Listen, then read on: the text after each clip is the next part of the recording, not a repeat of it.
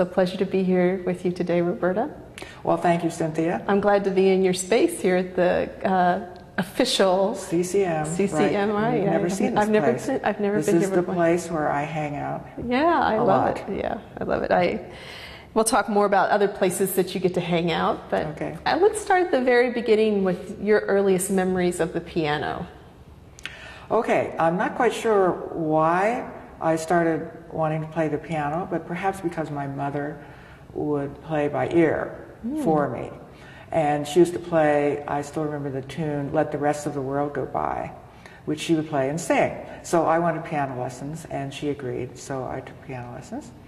And as you mentioned earlier, I had polio as a very young child, so I had been taking piano maybe 6 months, something like that.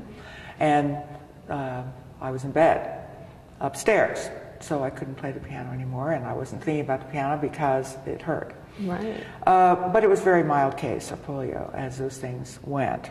But I do remember it then, as soon as I could get out of bed at all, I couldn't walk, but I went bumping down the steps on my rear end to get to the piano, which was on the main floor, and then crawled up on the piano bench and started banging out those tunes. And I'm not sure my parents thought that was great.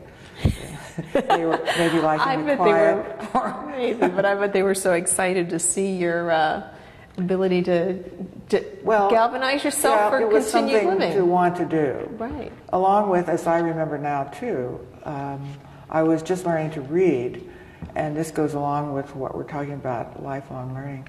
I remember how exciting that was to read language as well as to learn to read music. And even before I went to school, the girls next door, teenagers, had tried to teach me to read. And I could only read a few little words. And I would pick up my mother's magazine, like Good Housekeeping or something, and I would look at this page of gibberish, and I could see and, or the, and I would think, boy, this is exciting. If only I knew the rest. Yeah. It is exciting. It is exciting. It is exciting, and I think we all see that in children, how exciting learning is. Yes. And yet so many of us lose that fairly early in life, the interest in that sort of continued exploration. Do you think it was something that, because for you, I mean, some people are almost like you were born to learn music. I mean, I don't know that that's really true, but in a way, your zest for learning was so young. And I don't know whether it was born to learn music, though maybe, but born to learn something, and I just felt like I can remember, even as a little kid, remembering that, gee, there's so much to learn, and not in a scary way, but that how interesting that could be. If you can learn to read, you could have the key to it. And of course, if you learn to read music, you could have the key to that. And then it kind of turned into music after that. Were your parents particularly good role models? I mean, this interests me also because it seems like we're a culture that doesn't value learning.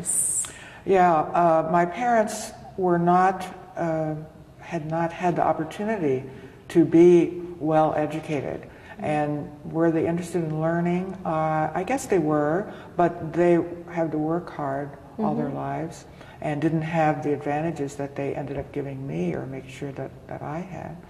So I don't know that they were. In fact, I think I saw it a bit as it's a way to get out of this small town. You could be a musician, you could be educated, you could go out in the world somewhere. I don't know what's out there, but it's probably better than this little town. Where were you born? Washington Courthouse, Ohio. Oh, yeah. And it's a perfectly nice town. Yeah, don't want anybody from there to sue me on this, but it was not a town that offered a lot of opportunities. Yeah, at the time, being in a small town, it definitely limited the range.